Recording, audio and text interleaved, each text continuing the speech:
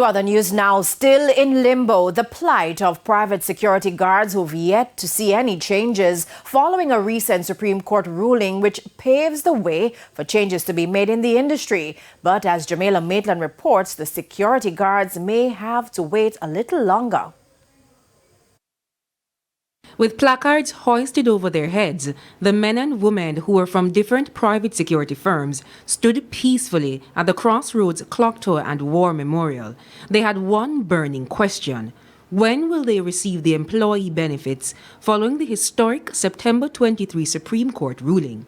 Nothing has changed. We're going to see some memos and some things sending out to guards about maybe next year, and they're having consultation.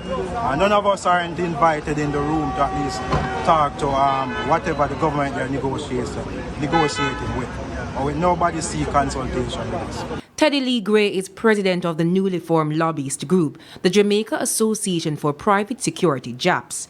He says the ruling triggered a series of meetings with private security firms about the way forward. But according to Gray, who says he's spoken to security guards from Allied, Securipro, King Alarm, Guardsman, Quest, to name a few, they've not been invited to any of the discussions. Mr. George Overton, you ain't representing the security, you're representing the companies.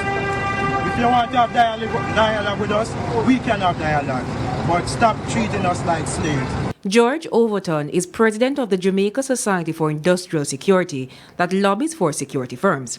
He explained that there have been meetings to honor the court ruling. But it is slow in coming.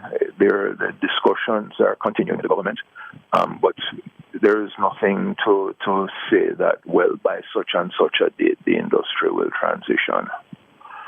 And that is what is causing the restiveness and uncertainty. Who will pay for transitioning the private security industry from contract-centered to employee-centric is the main challenge. But for security guards like Larry, they should not suffer because of it. You're getting $38,000, and out of the $38,000 for the 2 weeks, you have to look for pay $18,000 for go back to work.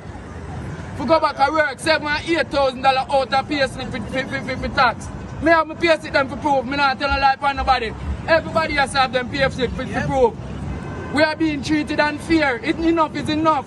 Of concern, too, is that neither the Minister of Labour and Social Security, Carl Samuda, nor Prime Minister Andrew Holness have acknowledged the ruling. Carl Samuda, where are you? We haven't heard anything from you as the Minister of Labour. Prime Minister Andrew Holness, we haven't heard anything from you. The government is basically one of the largest contractors of security. You guys need to play your part. TVJ News raised the issue during a recent post-cabinet press briefing. However, we were told that Labour Minister Carl Samuda is expected to say something about the matter.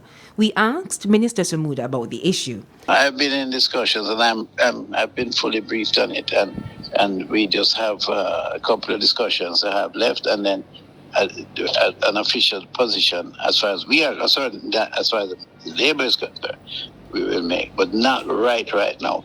The private security guards argue that if there isn't more dialogue on the issue, there will be more protests in the weeks to come. Jamaica Maitland, TVJ News.